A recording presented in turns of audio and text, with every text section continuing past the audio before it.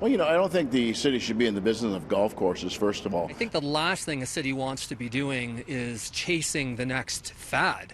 And so I think this is a decision that really requires a great deal of thought. For cities hoping to hit the green, the reality of owning and managing public golf courses has landed their budgets in the rough.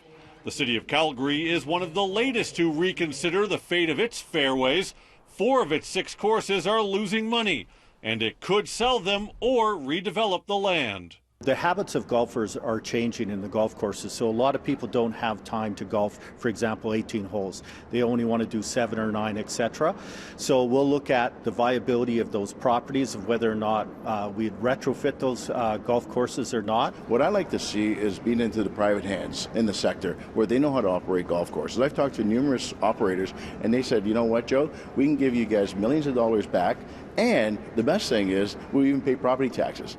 Vancouver is looking at whether or not some public courses, which have seen a 30% drop in business since the late 90s, should be converted into park space or even used for housing. Winnipeg's 4 public courses are expected to lose $500,000 this year. The debate is also happening south of the border in Madison, Wisconsin and Duluth, Minnesota. We should always be sharp and really understanding that with our limited money and our limited land, that we are providing the best possible services to the largest number of people. But change isn't always welcome. Just take what's left of this course behind me.